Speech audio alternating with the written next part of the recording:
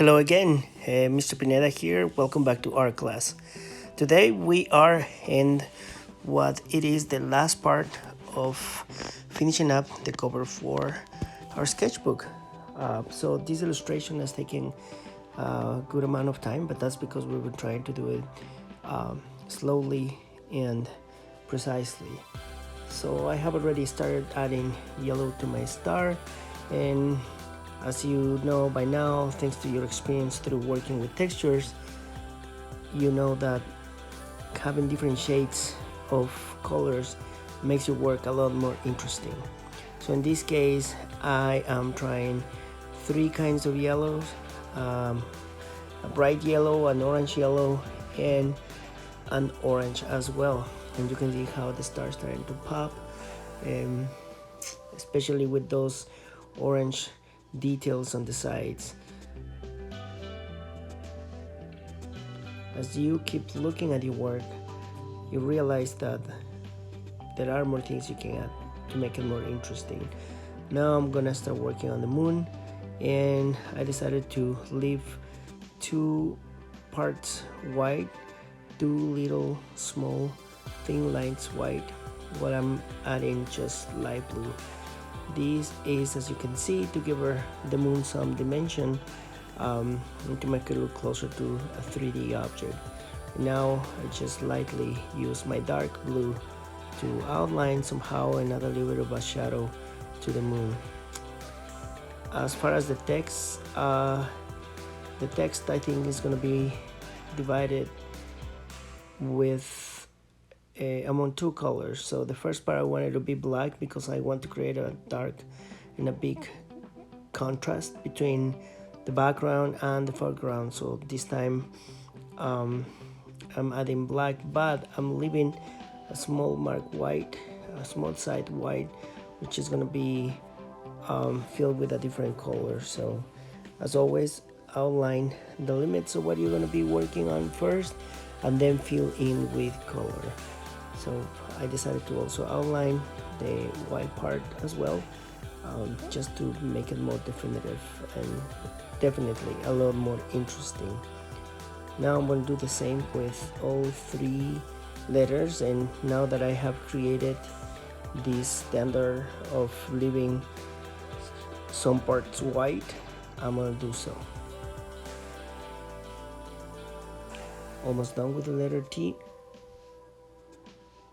and outlining a little bit more, but before I do that, I decided to start with the R in the middle, and I decided to go with yellow because that is also a high contrast between the yellow and the background, which is blue and green.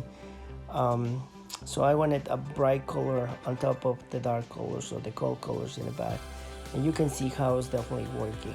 Now I decided to go back to purple just to sort of like create a different contrast between the A and the T, and helping the R to become its own and to still read the word art. I really like how the R sort of like goes in to form the letter A, and I also decided to use the yellow to finish up the letter A and T, and that brings together with the yellow that's in the R. So there is a lot of things that come together as one. There's unity in this work. So when you are doing your artwork, you also have to think about how do you bring it all together so nothing that you're working on looks like it doesn't belong there. So I finished all my markers. I finished the text down with my name, and I finished the text art as well.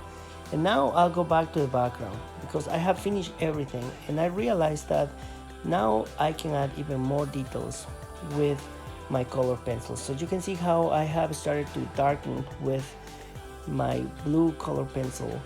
I have started to darken even more some parts around the central image of the moon and some of the letters. So that creates a really cool effect of shade, and again makes the whole illustration a lot more rich because now it has different dimensions, right? And that's the difference between working as a beginner versus working as a professional. That is that you keep adding more dimension to your work, that you do not just end it when you color it with very flat surfaces, but rather you find ways to make your work pop a little bit more. So now I decided to also use purple to add more, but this time it's a little light how I add it, and it blends with the background, which I think it definitely makes it look really nice. Again, now I'm going with even lighter purple, and but I will not be outlining all of the outline of the central image. I'm just gonna do details. So right now the key word for you is details. What details can you do to make your work be even more professional and more realistic? Well, and do something that makes you so proud. So this is the time when your artistic eye really catches on, and your personal style, who you are as an artist, gets to show more, right? I feel like I'm doing that with this because I'm trying to add many dimensions, because that's what I wanted to express through art. That's what I might cover to express, that art is beautiful yet simple, meaningful, and thoughtful as well. And that comes from not holding back in terms of what is that I can do to enhance my work. So as you can see, I added more layers of purple, and now I decided to start working more in the textures down here. I thought that if I make some parts a little darker, then that will make the background also pop more, because I realized that the contrast between the marker and the color pencil is a little high. So I decided to rough or to darken some of the areas in the background. So again, all of this came to my mind when I was working on the letters. And as I was working on the letters, once I have decided what my work was going to be in the top part of the background, then my mind already started to work about what can I do to this other part.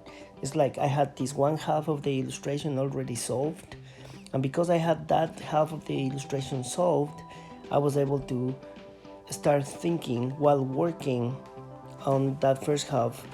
I was able to start thinking about what else can I add to the bottom here of my illustration. As you can see, I'm going with different shades of orange and purple, and again, I'm not adding a whole lot. I'm just adding small strokes of color here and there, some lines a little darker than others, because the whole point is that my work acquires more character, and that my work starts to feel more multidimensional.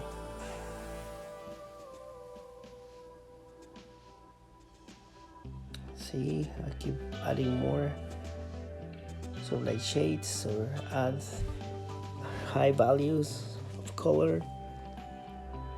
And I realized then that, wow, this could be really nice if I add some black lines in between the different colors of the pattern.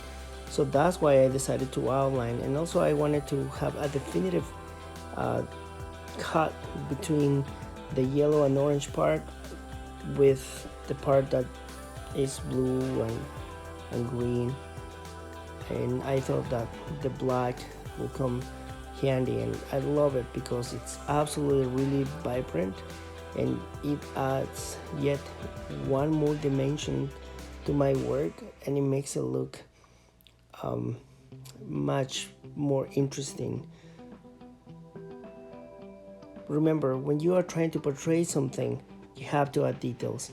Without details, you're giving us something without soul, and something without soul, it's sad and it's boring.